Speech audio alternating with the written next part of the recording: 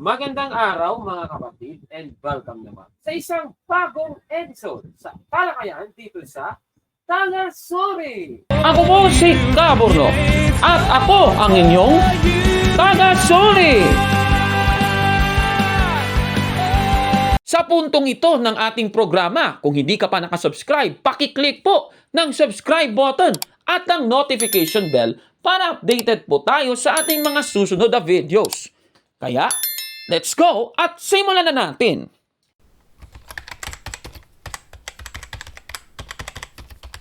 Hello po mga kapatid, kapayapaan po ng Diyos ang parating sumaatin po. Ako po yung lingkod, Brother Gabriel de Guzman ng Karunungang Katoliko at ating tatalakayin ngayon yung isang episode na naman ni Yusuke na atake po sa Iglesia Katolika at syempre sa ating mahal na si Father Darwin Gitgano. Kaya hindi ko na po patatagalin pa. Let's all start with our partner, Kaburnok ng Factbusters PH. Hello po, magandang araw po Kaburnok. Ayan, hello kapatid na Gabriel. Sa ngalan ng Ama, at ng Anak, at ng Espiritu Santo. Amen.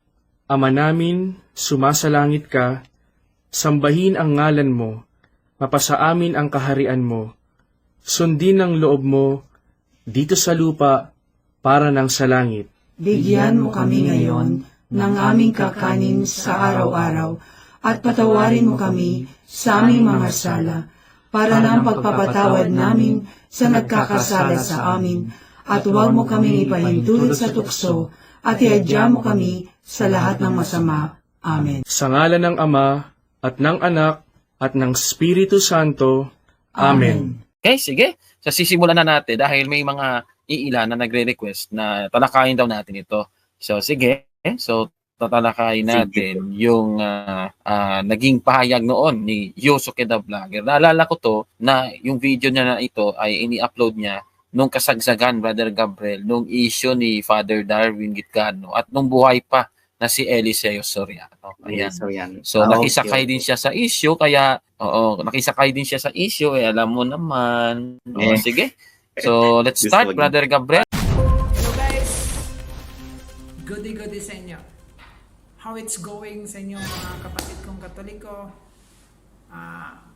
This is my vlog regarding Reverend Father Darwin Gitgano. Ito po yung vlog ko kasi po marami na siyang sinasabing mga mali, mga hindi katotohanan, kumbaga fake news. Now, gusto ko lang pong may ma-share sa kanya. Unang-una po, unang-una, hindi pwedeng i-apply yun sa atin yung pangalang Reverend Father kasi kapusungan yan sa Diyos. Alam niyo bakit? Sa Mateo 23 verse 9, sabi niya, huwag ninyong tawagin ang inyong ama, ang sinumang tao sa lupa. Call no man your father upon the earth, sabi sa English pa. No? For one is your Father, sabi niya, which is in heaven. Sapagkat iisa lang yung Ama, sa makatuwid bagay, siya na nasa langit. Ayon ni Kristo. Mismo ang nagsabi sa talata na yan, ang ating Panginoong Hesus, na sinabi niya sa mga apostoles na huwag ninyong tawagin ang inyong ama ang sinumang tao sa lupa.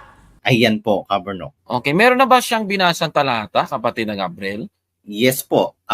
Katunayan po, ito yung kanyang binasa po, yung 23. Sige nga, basahin mo nga yung talata na kanyang ginamit. Opo, ang sabi po dito, at huwag niyong tawagin inyong ama ang sinumang tao sa lupa, sapagkat iisang inyong ama, sa makatuwid bagay siya na nasa langit. Binasa, kapatid na Gabriel, ay mapapansin na hindi daw po pwede na tawaging ama yung sinumang tao sa lupa. Dahil, ayon daw dito, iisa lang daw ang ama natin at yan ang nasa langit. Nasa langit. Sige, so ituloy natin ang video, kapatid na Gab. Okay po, tuloy natin yung video. Ito pa po yung mga karagdagang sinabi niya. Ang kapal ng mukha ng Darwin na to. Reverend pa. Ang salitang reverend, kagalang-galang, refer only to God Himself. Hindi pwedeng i-apply yan sa iyong sarili. Naunawaan mo ba yung Biblia? 12 years ka nag-aral, hindi mo yan naunawaan? Ayan, oo. Hindi naman kanya yan Kaburnok Aba! script ni... Grabe naman yan. Opo. Sige, tuloy na natin. Okay po. Diyan, i-repeat ko. Ang salitang kagalang-galang, tumutukoy lamang yan sa Diyos Himself. Refers to God. Refers only to God Himself. Katunayan, nasulat yan sa Awit 111 verse 9. No, ang sabi doon, He sent redemption unto His people, na siyang nagsugo ng katubusan sa kanyang bayan. He had commanded to His covenant forever, holy and reverence is His name. Ba? Kanyang inuutos ang kanyang tipan, magpakailanman banal at kagalang-galang ang kanyang pangalan. Yung Ama, pangalan yun. Pangalan yun. Pangalang pambala na, common noun. No? Yung Mateo chapter 23 verse 9 na huwag niyong tawagin ang yung Ama, ang sinumang tao sa lupa, kundi isa lang ang yung Ama, sapagkat siya na nasa langit. Bawal siya. 12 years ka nag-aral, hindi mo yan naintindihan. Nako. Tapos naghahamon ka pa ng debate. Hindi ka nahiya. Reverend Father, kapusungan yan sa Diyos. Ayan, di na daw nahiya si Father Darwin. 12 years Ayan, So, ang dami niya mga sinasabi dito. Ayan, sige. Itigilin mo muna natin si Yosuke. So, dalawa yung punto niya, no? Una, yung pagsasabi niya kasi Reverend Father daw. Ayan. So, una, bakit daw tinatawag na Father? Labag yun sa Biblia daw. Mateo 23:9. Sabi niya. And then meron pang isa, yung salitang reverend. Oo. O, di ba? Ewan ko ba, napanood na ba sa video yung sa reverend, ano? O, meron siyang binasa na talata ata, Brother Gabriel. Meron ba? Meron po. O, sige nga, i-flash nga natin sa screen. Okay po, flash natin sa screen na. Ito po yung kanyang binasa po, Kaburnok.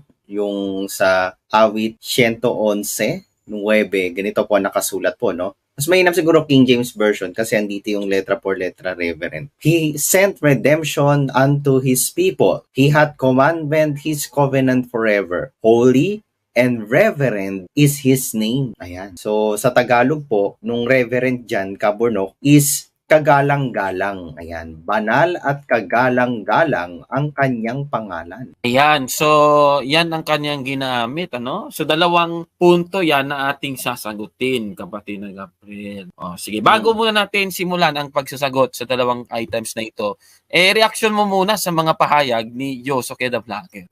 Unang-una po sa lahat, yan po ay epekto po ng self-interpretation. Kaya hindi tayo ma-offend sa kanyang sinasabi. Kahit po siguro mapanood dito ni Father Darwin personal, hindi siya ma-offend kasi alam ni Father Darwin na itong si Yosuke, kaya nagsiself-interpret lang po. Pangalawa, yung mga angas-angas niya na yan, hindi naman yan makakapag-angas kung hindi yan naturuan ni Soriano. Yung script lang ni Soriano yan, ano na po yan, laos ng gas-gas na yan na script 12 years daw sa pagpapare hindi mo daw alam, hindi na unawaan yung Biblia, yung mga ganyan-ganyan.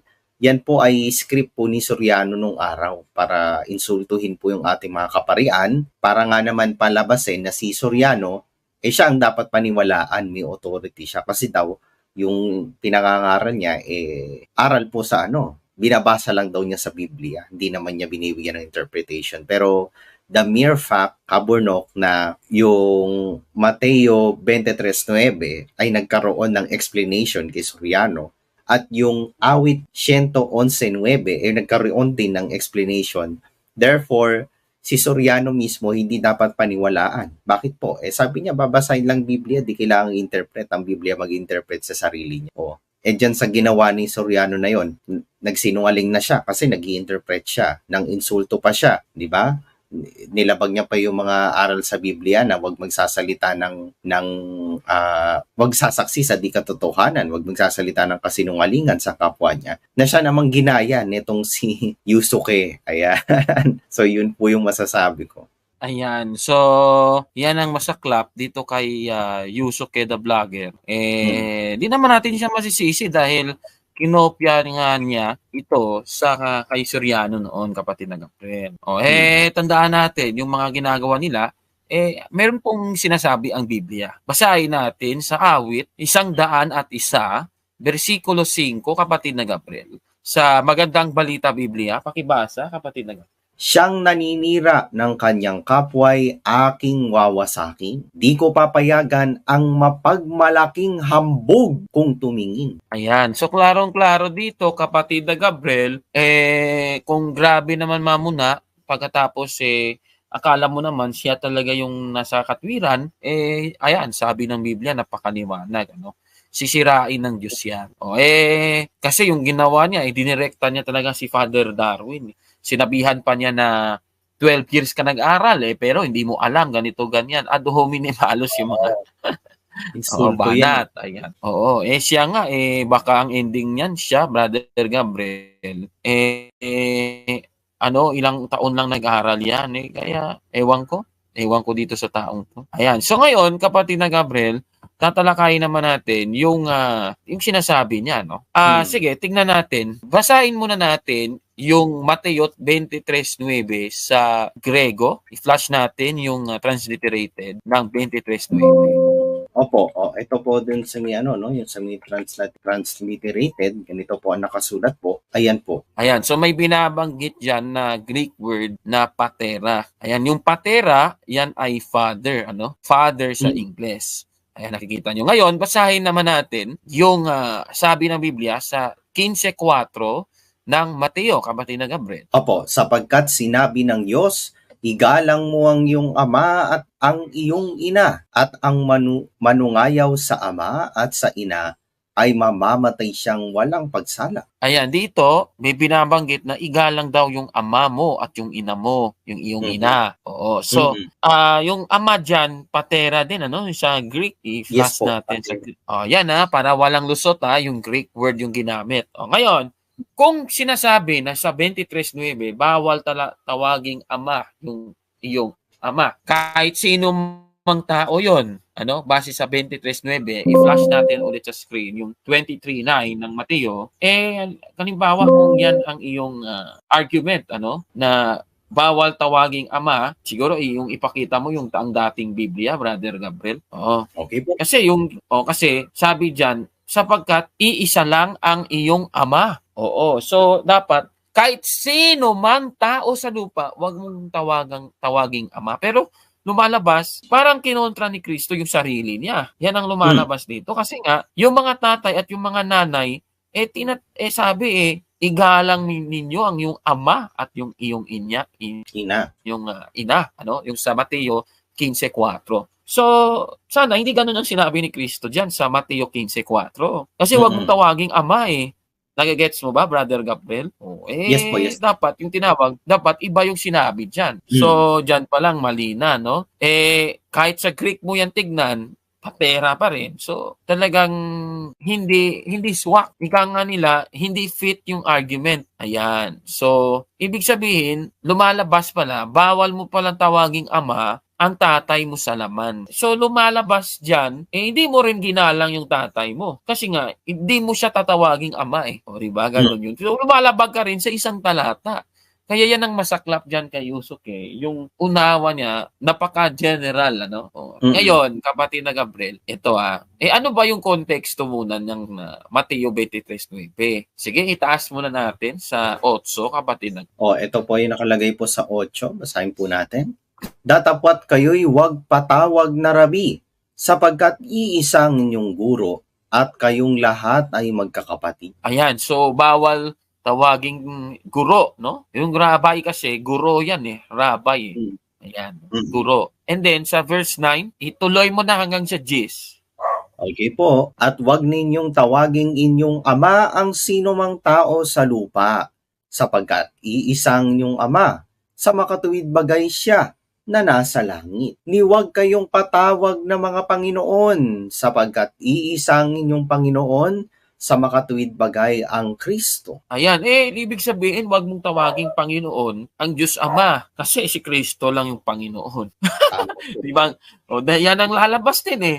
Di ba? Mm. Wag mong tawaging Panginoon ang Diyos Ama. O, mali pa rin, Brother Gabriel. Di ba? Dahil hindi yan yung context eh. Yung context kasi, it's all about humility. Yung konteksto ng mga talatang to. Ayan. Mm. So, kailangan, yung gusto lang palabasin, halimbawa, guro, wag mong tawaging guro yung sino mang tao. Hindi naman pwede yon. Paano naman yung teacher mo sa eskwelahan, Brother Gabriel? Di ba? Yun na nga. At yan ang hindi nila binabasa. Hindi binabasa ng MCGI. No? Yung masaklap dyan, yung una pa lang lumalabag dyan, si Soriano. Basahin natin yung inilabas nilang statement card noong namatay si Mr. Soriano. Ipakita natin sa screen. At basahin mo nga yan, kapatid na Gabriel. Ito po simulan ko po doon sa bandang umpisa. It is with deep sadness, yet with full faith in the Almighty, that we announce the passing of our beloved one and only Brother Eli Soriano, a faithful preacher, brother, father, and grandfather to many. Ayan. So, talagang grabe, ano? Sila din pala itong lumalabag sa Mateo 23:9, kapatid na Gabriel. Di ba ganun yon? Opo, yun ang lalabas talaga nun eh. O, biruin mo si Mr. Soriano, faithful preacher. Yung preacher, guro yun, Brother Gabriel O, pangalawa, father, tinawag ding father. Si Mr. Soriano, parang mali ata yan, kapatid na Gabriel. Di ba ganun yun? So, Opo, talaga. So lumalabas, ano ba ang tawag sa grupo nila? Di DS. Ano bang DS, kapatid na Gabriel? Bago yung ES, Eli Soriano, ano ba yung DS? Di double standard. Ayun, o diba? So napakaliwanag na panluloko sa kapwa. Yan. O, misteryoso ke naman. O ngayon, ito. Tandaan naman natin, si San Pablo, kapatid na Gabriel, ay tinawag na pari. Basahin natin sa Contemporary English Version ng Roma 15:15. Pakibasa, kapatid na Gabriel. But I have spoken to you plainly and have tried to remind you of some things. God was kind to me. Tuloy, Brother Gabriel. He chose me to be a servant of Christ Jesus for the Gentiles and to do the work of a priest in the service of His good news. God did this so that the Holy Spirit could make the Gentiles into a holy offering pleasing to Him. Yan, tinawag bang pari si San Pablo? Ayan nasa Biblia. Roma 15:16, kapatid na Gabriel. Diba? Yes So, po. pari pala siya, no? Ayan, so napakaliwanag. O ngayon, pari pala si San Pablo. Tinawag ba siyang tatay? Basahin natin, kapatid na Gabriel, sa unang Korinto 4:14 ng New International Version. Pakibasa, kapatid na Gabriel. I am not writing this to shame you, but to warn you, as my dear children. Tuloy. Even though you have 10,000 guardians in Christ, you do not have many fathers. For in Christ Jesus, I became your father through the gospel.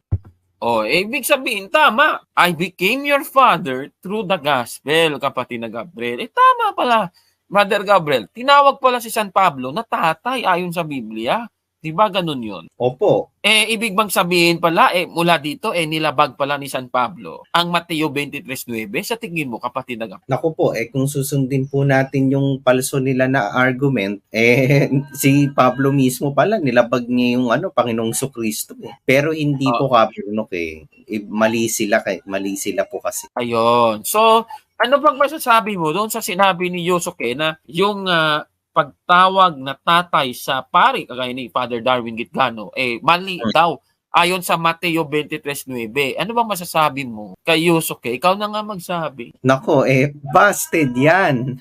Di ba? Busted talaga yan. Ayan. Ngayon, puntahan naman natin yung susunod. Kasi binasa niya yung awit 111 versikulo 9. Basahin nga natin at ipakita sa screen. Ulitin ko po. Ang gamit nila dito is King James Version. He sent redemption unto his people. He hath commanded his covenant forever. Holy and reverend is his name. Ayan. So kaya, yung Diyos Ama lang daw yung reverend. Bakit daw tatawaging reverend? Alam mo ba, Brother Gabriel, di ba yan ay lumang salin ng King James Version? Ngayon, Yes, ma. isalin natin sa bagong, ulitin ko, sa bagong King James Version. Pakibasa yung New King James Version ng talata na. Ganito po ang nakalagay sa New King James Version po. He has sent redemption to his people. He has commanded his covenant forever. Holy and awesome is his name. So lumalabas, bawal palang tawaging awesome yung mga tao. Yun lang, Kaborno. Ay nako, mahirap yan mga kapatid. Bakit awesome? Ipakita natin yung Hebrew wala ka palang Hebrew interlinear dyan, ano? Sige, lipat na nga lang natin sa maghanap tayo sa internet. Sige nga, Sige. ano ba yung ibig sabihin ng salitang reverend? Ipakita nga natin sa, ano ba pag sinabing reverend? Kasi yung salitang reverend, adjective yan Brother Gabriel tignan natin Opo. sa diksyonaryo. Maghanap ko nga dyan ng diksyonaryo, on the spot na natin. Kung minsan lang sige, yan pakita natin. Sige. Used as a title or form of address to members of the clergy. Ayan, the Reverend Jess Jackson. Ayan, a member of a clergy or retired reverend. Yung origin po, ayan the person to be revered, late Middle English. Ayan, so tingnan mo, bakit reverend yung pagtawag sa mga pari? Ayan, meron dyang Latin. Yung Old French na naging Latin, yung Latin na, ano ba yan? Revereri? Opo, Grabe naman. reverend. Tapos naging reverendus. Reverendus, person to be revered. Ayan. So, kung sa English, yung reverendus, naging revere. Ngayon, sige nga, i-type mo nga. Ano ba yung ibig sabihin ng action verb na revere? Basahin na natin sa diksyonaryo, kapatid na Gabriel. Ito po. Pag revere naman po, feel deep respect or admiration for something. Ayan, ang sample po dito na sentence, Cézanne's still lives were revered by his contemporaries. Yan. So, lumalabas, dapat Diyos Ama lang pala yung iyong bibigyang respeto? Diyos lang ba ang dapat nating respetuhin? Yan ang lumalabas sa argumento ni Yusuke, kapatid na Gabriel. Pati si Diba? Soriano, silang dalawa. Di ba? Bawal daw tawagin na reverend. Ang ending pala, bawal ding tawaging awesome. Pagkatapos, kung bawal tawaging reverend, ibig bang sabihin nun, Diyos lang yung respetuhin natin? Yun pa ang ibig sabihin nun? Ay, naku, maling argumento yan. Maling argumento po. Yes, mali po yung pagkaunawa nila. Di ba? Bigyan kita ng example. Tingnan natin. Sa Biblia ba, Diyos lang ang nirerespeto? Diyos lang ba ang nirerespeto? Basahin natin, kapatid na Gabriel. Kasi King James Version yung ginamit niya. Di King James Version din gagamitin natin. Ikalawang Samuel 9:6. Pakibasa, kapatid na Gabriel. Ito po 9:6 nakalagay dito. Basahin ko po ang nakasulat po. Ikalawang Samuel 9:6. Now when Mephibosheth, the son of Jonathan, the son of Saul, was come unto David, he fell on his face and did reverence. And David said, Mephibosheth.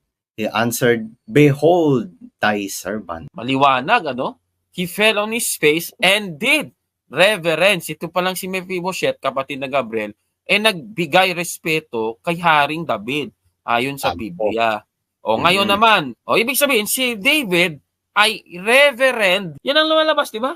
Dahil ni respeto, nagbigay siya ng reverence, si David ay reverend ni Mephibosheth. Ganon yun. Tama po. Isa pa. Nagbigay kasi siya ng galang. Isa pa. Unang Hari 1:31, ganun pa rin salin yung King James Version para mas maganda.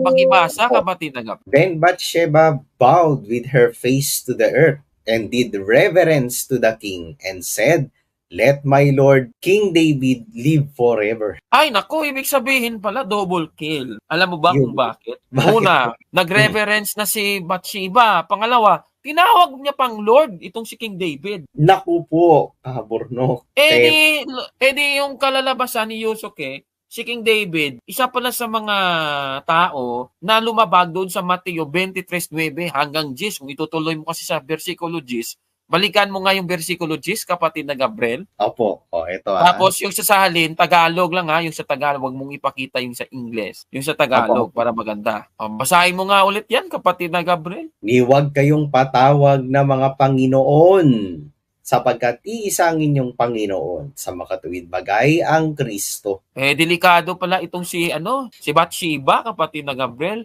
Tinawag pala niyang Panginoon si Haring David. Ay, nako, delikado pala si Haring David. Kahit na, delikado po yan. Yes po, Kabornok. Isa pa, Brother Gabriel. Ito, masaklap ito. Ito, masaklap. Basahin natin yung 12:9 ng Hebreo. Ang salin na ating babasahin, King James Version. Tignan. Opo, yan ang King James Version. Furthermore, we have had fathers of our flesh, which corrected us, and we gave them reverence. Shall we not much rather be in subjection unto the Father of spirits and live? Ayan, maliwanag. Si San Pablo, tinawag niya yung ama niya, yung mga ama niya sa spiritual, kapatid na Gabriel, na yung ginawa, siya ay nagbigay respeto. We gave them reverence. Ibig bang sabihin, Mr. Yosuke, lumalabag pala ang ating si San Pablo sa Mateo 23:9. Nako. Alam mo ba, Brother Gabriel, kahit kayong mga yung mga wives na, yung mga wives, kagaya ko ngayon, may asawa na ako. Yung asawa ko pala, kung magbibigay reverence pala siya sa kanyang husband, hindi pala pwede yon. Nako, basahin nga natin yan. 5:33 ng Efeso, kanun pa ring salin, kapatid na Gabriel. Ito po, nakasulat po sa 5:33. Nevertheless, let every one of you in particular so love his wife even as himself, and the wife see that she reverence her husband. Ayan, napakaliwanag. So, lumalabas, kapatid na Gabriel, itong si Yosuke, wala talagang alam sa Biblia. Di ba ganun yun? Tanong, lahat, ang Diyos Ama lang ba ang dapat na respetuhin? Hindi naman ganun Nabasa na natin sa iba't ibang salin ng Biblia. So, mali lang si Yosuke Gablaker. Ayun. So, talagang kawawa. Ngayon, kapatid na Gabriel, para mabigyan na natin ng conclusion ng ating programa, sa mga pari na ngayon ay patuloy na mapapanood niyo sa channel ni kapatid na Gabriel, yung mga pari na nagbibigay ng testimony, at syempre yung iba dyan nakakaranas ng persecution. Alam mo ba, kapatid na Gabriel, parte po talaga yan ng buhay Kristiyano. Natatanggap sila ng mga ganyan. Basahin natin sa Marcos 10:29, kapatid na Gabriel. Ayan And Jesus answered and said, Verily I say unto you, there is no man that hath left house, or brethren, or sisters, or father, or mother, or wife, or children, or lands for my sake and the gospel's. Tuloy. But he shall receive 100-fold now in this time, houses, and brethren, and sisters, and mothers, and children, and lands, with persecutions, and in the world to come, eternal life. Ayun, ibig sabihin, yung mga ganito, yung mga nag-sacrifice, kapatid na Gabriel, at mayroon mang persecution sa kanila, tatanggap pala sila ng eternal life, sabi ng Biblia. Diba? Amen. Sino-sino ito? Isa sa mga example, di mga pare, diba? Tama po, mga pari. Ayun. So, sige. So, talagang bali yung unawa ni Yosuke the Blacker. Kasi, ika nga ni Brother Gabriel kanina, self-interpretation yung kanila ginagawa.